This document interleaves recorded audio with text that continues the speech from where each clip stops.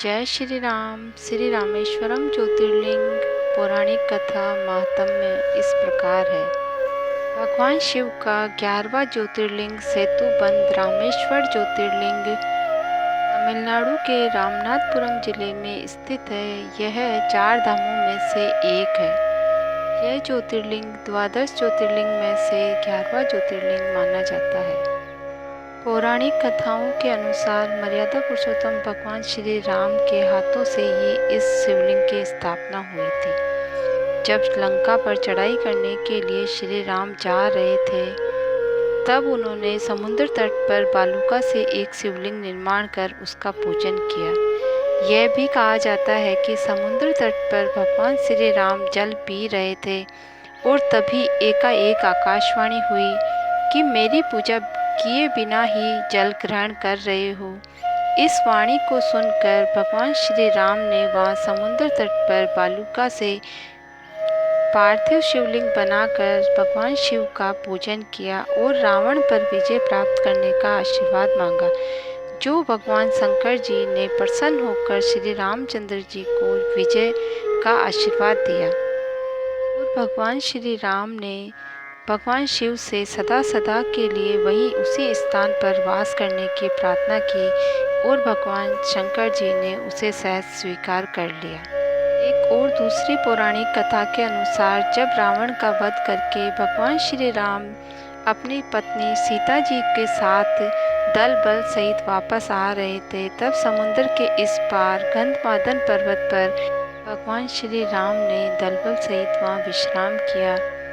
भगवान के सत्कार के लिए वहाँ समस्त ऋषि मुनिगण पहले से ही विद्यमान थे। तब भगवान श्री राम ने उनसे पूछा कि हे ऋषियों, मैंने पुलस्त्य कुल का किया है, मुझे ब्रह्महत्या का पाप लगा है, इसका कोई उपाय है ऋषि मुनियों? अब आप ही मुझे बतलाइए। तब समस्त ऋषि मुनियों ने श्री राम जी से कहा कि शिवलिंग की स्थापना कर उनका पूजन करने से समस्त पाप क्षण में ही नष्ट हो जाते हैं। ये सुनकर भगवान श्री राम ने हनुमान जी को कैलाश पर्वत पर शिवलिंग लाने का आदेश दिया।